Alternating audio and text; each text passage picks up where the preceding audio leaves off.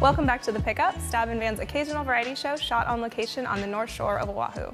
In this week's episode, Noah Dean unearths 2 heritage hand shapes. We spend time with the most fashionable man on the North Shore, Evan Mock, and Hawaiian native Kauio Young tests whether a minimal quiver is the key to winning the Vans Triple Crown of surfing. I'm Corey. This is Dylan. Hola. And our special guest for this episode is the most interesting man in the world, Nathan Fletcher. Hello. Yeah, Nate. Hi, guys. Hi. Corey. Good to see you. Dylan. Hi, Nate. Most interesting man, I guess, here. Live and direct. Nate, Yes. how does it feel to be back on set for The Pickup? Feels peachy, I guess, is what it looks to feel like. Everything's nice. I'm happy to be here. Happy to be included. Stoked to be here with you guys. A lot of stuff has been happening on this small stretch of Earth. Saw you get all nasty on a couple out there today. What were you riding? I was riding my beloved stretch surfboard. A little bit oversized, but that's after 40, you battle with the people, so it kind of gives you a fighting chance. I did actually see you say to Billy Kemper for him to go as you're paddling, and you were like 10 feet out from him, and you were coasting in. You're like, go, Billy, go. And you just kept going, and he couldn't get it, and you got the wave. That's the best tactic ever. That was a strategy. As always, there's much to dive into this week, but before we do, let's catch up on the news. California's been hammered by multiple storms and the biggest westerly swell in 15 years. The size and direction of the swell meant novelty spots that usually lie dormant sprung to life, as did surfers from all over the world.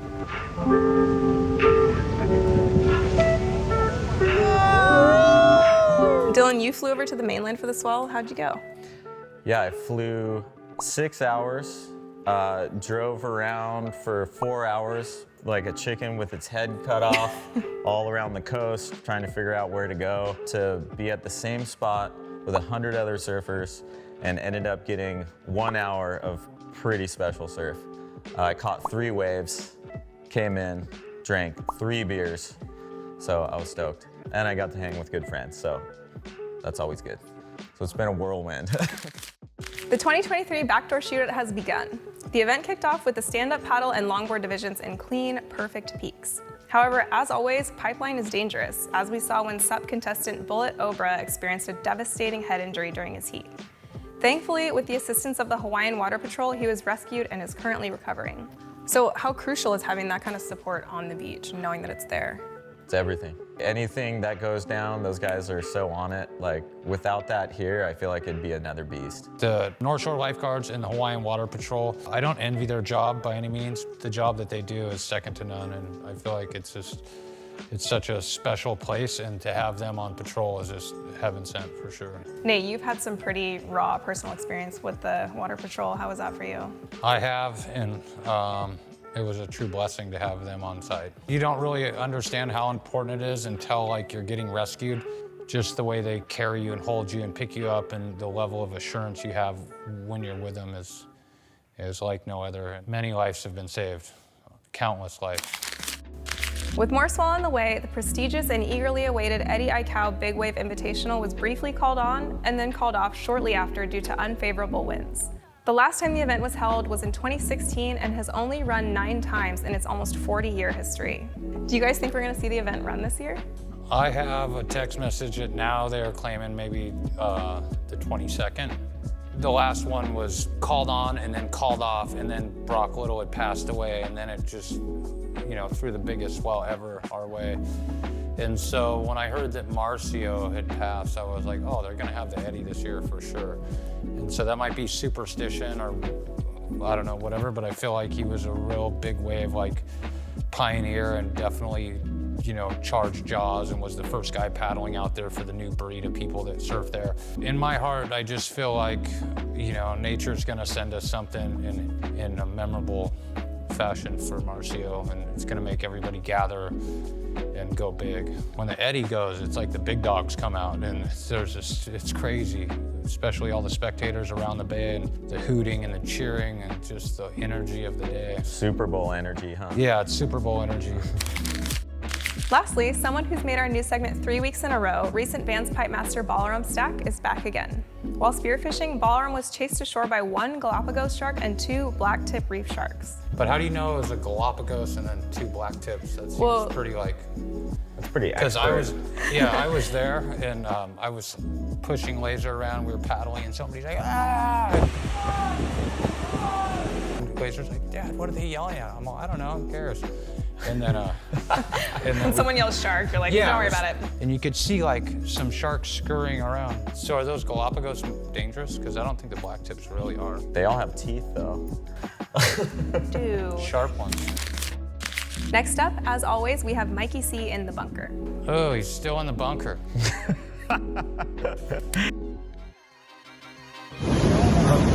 Hey guys, sorry, I'm actually in the bunker this week. I'm sort of, working on some other big... Okay, so Mikey's not in Hawaii yet. It looks like he's just stabbing in the dark somewhere. What we do know is that the Vans Triple Crown of Surfing has kicked off this week and plenty of clips have already been uploaded to the Triple Crown site. Standouts include Imai Kalani DeVault's Haleiwa submission and Zoe McDougall's Pipe Wave, earning each of them this week's Crown Clip Award, a prize given to the best clips of the week, including a $500 bonus. So Vans is continuing the progressive craft rule as part of the Vans Triple Crown. What to you defines a progressive craft? I would say anything that's not your standard thruster, shortboard, or step-up board. Basically anything you look at and you go, wow, that's different. Maybe it's a bigger board with a single fin, or I saw Mikey riding a Bonzer. He's good at that. Watching Mikey February on a Bonzer is like, it's an unfair advantage that he has. So have you seen the San Diego surfer Kale's progressive quiver? No, I haven't seen his quiver. I have, and it definitely looked very interesting. Who are we talking about?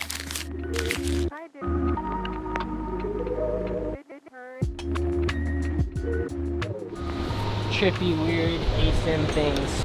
So you got like the normal quad setup, probably a little more raked out, and then you got the regular twin. 11 boards, I would say 10 of them are ASIM and 1 of them symmetrical. The reason why I wanted to bring these boards here is the fact that like nobody's riding these things, and to be able to knife the drops just like a thruster, but at the same time have the speed as a twin.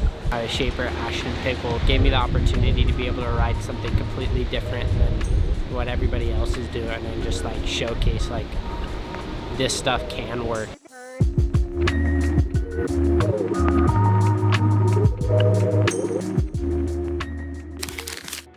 From neon colors versus black cords to the most effective ways to tie a leash string, we asked some North Shore specialists and international stars to unravel some myths and share the best ways to stay strapped when the waves get serious. I kind of like smaller and thicker leashes for big waves. If you have a big leash and it's really thick, it kind of just creates a lot of drag. I'll run a comp leash till it's like 4 feet solid. Then after that, I'll run a 6 foot, just normal thick leash till it gets 8 feet solid. And then after like 8-10 feet, I'd probably go like a thick 7-foot leash. Some people go like this with their leash string and pop it through, but my dad fixes boards, and what that does is it can rip your leash plug out by having it like this. So what I do is I take it out, do a nice little loop, put the 2 little ends through, test the fucking grip, double side like this, in, double support right here.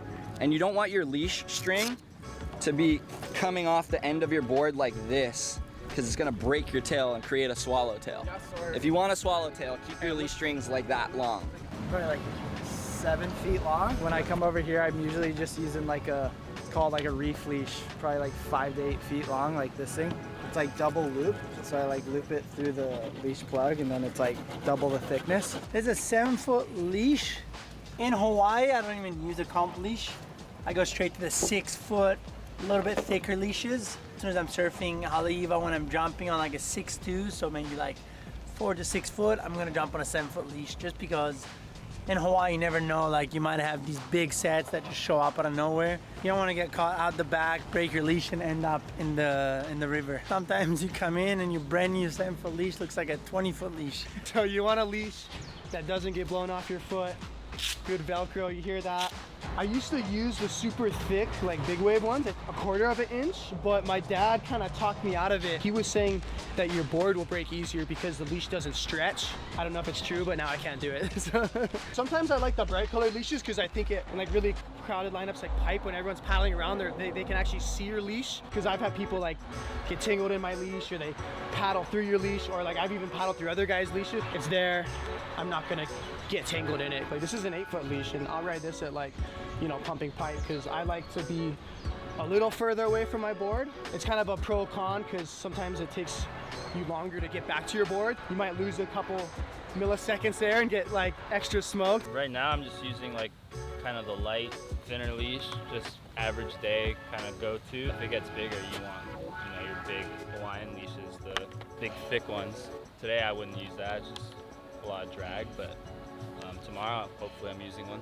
I just use whatever leash I can literally get my hands on. Maybe if I didn't get smashed all day and actually caught good waves, it wouldn't be that long.